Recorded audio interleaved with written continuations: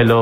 เซฮายสบายดีอันยองอาเซโยคนิจิวะชินเจ้านี่ฮาวไปใส่ไปนำมือนี้ก็จะไปเลาะเบิงถนนเส้นต่างๆภายในนครหลวงเวียงจันทร์ต่อจากตอนที่1ตอนที่2และตอนนี้ก็เป็นตอนที่3ตอนสุดท้ายแล้ว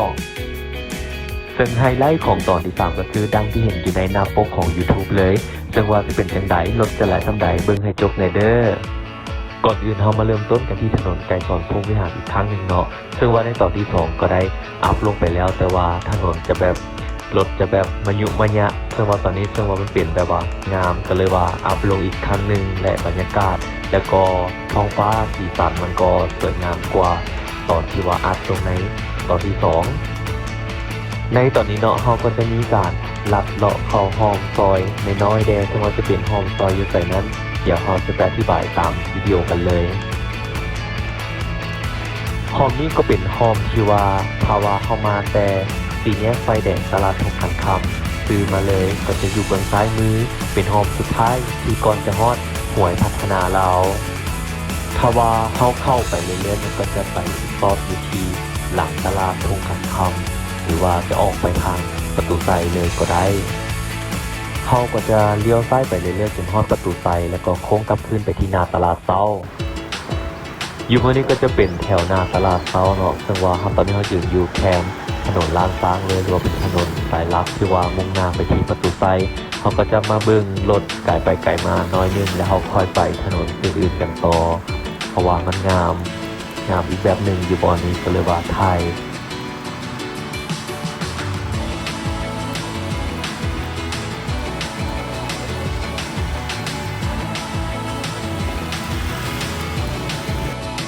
อยู่บนนี้เป็นถนนปากคำซึ่งว่าทางหน้าของเราก็จะเป็นน้ำพุต่อไปก็จะไปกันที่ถนนดงปลายนาหรือเอิ้นง่ายๆก็คือเป็นถนนโพนทันหรือว่าทางโพนทันที่ว่าเอิ้นกันลืมปากเนาะคอยน้ำประปาโพนทันซึ่งเราก็เดินทางมาจากสวน23สิงหาแล้วก็มุ่งหน้าไปที่สี่แยกไฟแดงบึงทัดหลวงเพื่อที่จะไปที่สี่แยกไฟแดงทัดหลวงถ้าว่าไปซื้อเลยเราก็จะออกไปใส่ถนนกำแพงเมืองไปซื้อเลยก็จะเป็นบึงทัดหลวงเลี้ยวขวาก็จะไปทางหนองไฮเลี้ยวซ้ายก็จะไปทางสี่แยกไฟแดงทัดหลวงอยู่บอนนี้ก็แมนสี่แยกไฟแดงทัดหลวงถ้าว่าไปซื้อเลยก็จะไปที่ไอเต็กถ้าว่าเลี้ยวขวาก็จะไปที่พระธาตุหลวงถ้าว่าเลี้ยวซ้ายก็จะไปทางหัวขวาซึ่งว่าเขาจะขึ้นไปในบอนที่สูงเนาะแล้วเขาก็จะถ่ายบรรยากาศรถติดให้เบิ่งเบาๆว่าอย่างเดิมที่ว่าจะถ่ายบรรยากาศรถติดให้เบิ่งแนวอื่นก็มีหลายอยู่แต่ว่าบอยเบิ่งเนาะเอารถติดให้เบิ่งเรียกว่าช่อง YouTube ช่องนี้เป็นช่อง18ก็ว่าได้แนวอื่นนี่มีหลายบ่ให้เบิ่งรถติดหลังจากสุดได้ตอนอยู่สิ่งอย่างนี้แล้วเนาะเราก็จะได้เห็น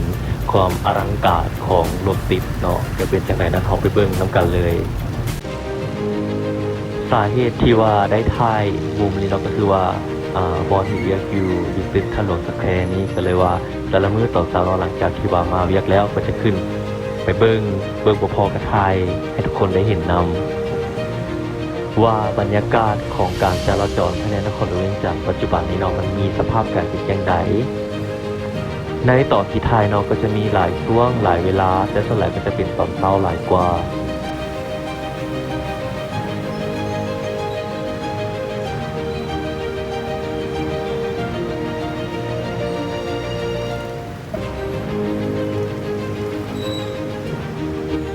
อยู่บนนี้ก็เป็นรถที่ว่ามาจากไอเต็กคุณและเนาะมาจากทางไอเต็กเพื่อที่จะมุ่งหน้าออกไปทางเลขที่3ได้หรือว่าถนนไกรสอนพรหมวิหารและเที่ยวเห็นรถใหญ่จำนวนหลายเนาะกำลังมุ่งหน้าไปที่ทางหัวขวาส่วนรถที่กำลังมาก็คือว่ามาจากทางสี่แยกไฟแดงห้องแซง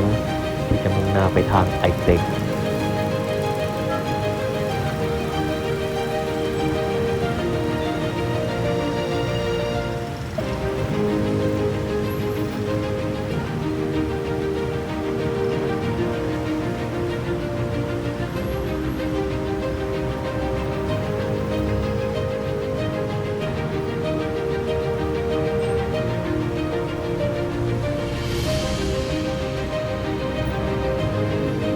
ก็เบิ่งไปเรื่อยๆเนาะว่าสภาพการแบบนี้รถมันจะไปได้จังใดแต่มันก็มีทิศทางในการไปของมันเพียงแต่ว่ามันจะช้าเล็กน้อย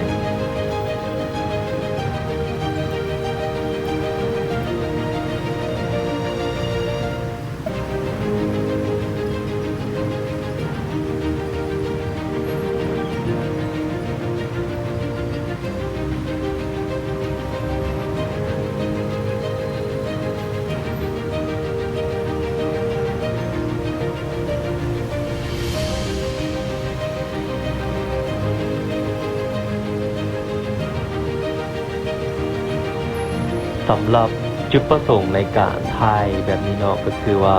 ตัวเองเป็นคนที่ว่ามักเบิ่งแบบว่าเป็นตึกเป็นเมืองเป็นการจราจรที่แบบประมาณนี้ก็เลยว่าถ่ายก็เลยว่าแบบว่าเพื่อหลายๆคนก็อาจจะอยากเห็นการเปลี่ยนแปลงของคนอย่างจันทร์หรือว่ามีความมักฮักคล้ายคือกันก็สามารถเบิ่งหรือว่าถ้าว่าผิดพลาดบนใดก็ขอโทษนำแล้วก็เนาะประมาณนี้และก็อีกอย่างหนึงก็คือเพื่อว่าหลายๆคนเนาะที่ว่าอยากเห็นว่าปัจจุบันนี้เนาะนครหลวงเวียงจันทร์ของเรามีการเจริญเติบโตหรือว่าก้าวหน้าไปในด้านใดและส่วนหลายแล้วบางคนที่ว่าอยู่ต่างแขวงหรือว่าอยู่เขตนอกที่ยังบ่มีโอกาสได้เข้ามาเห็นนครหลวงเวียงจันทร์ตัวจริงก็สามารถเบิ่งผ่านช่อง YouTube ของเราได้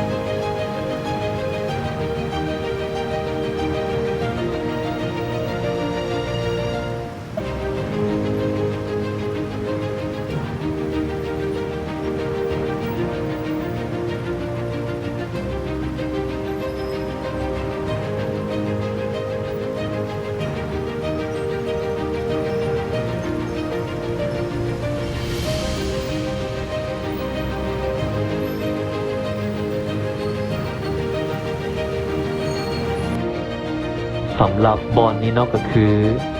เป็นรถที่ว่ามาจากทางตลาดหัวขวแล้วก็จะมุ่งหน้าไปที่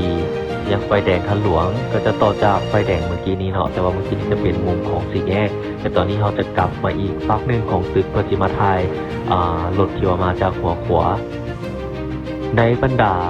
4ถนน4เส้นที่ว่าไปพบกันในสี่แยกไฟแดงคันหลวงเนาะรถที่ว่ามาจากเส้นหัวขวานี้จะหลายกว่าหมู่เลยซึ่งเราสังเกตเห็นได้ว่าก็คือรถที่ว่ามาที่หัวขวาเนาะจะบ่มีรถที่ว่าสวนเข้าไปเลยส่วนใหญ่ก็จะมีแต่รถออกมาสำหรับตอนที่ถ่ายนี้เราก็จะเป็นตอนเช้าตอนที่ว่ากำลังไปเวียกไปการแล้วรถขาเข้ามันก็จะหลายกว่าขาออกก็จะให้เบิ่งไปเรื่อยๆเบิ่งไปแบบยาวๆแบบจุใจกันเลยเนาะ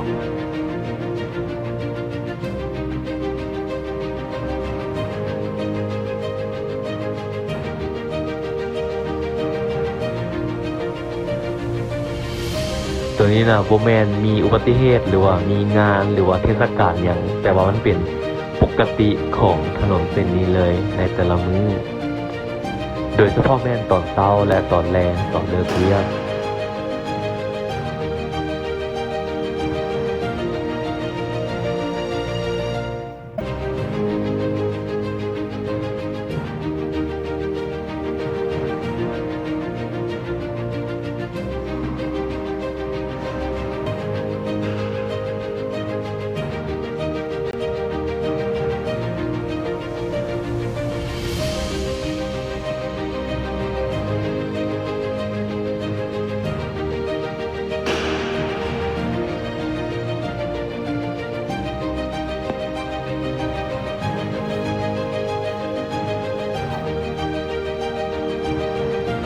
างหน้าก็จะเป็นสี่แยกไฟแดงทัดหลวง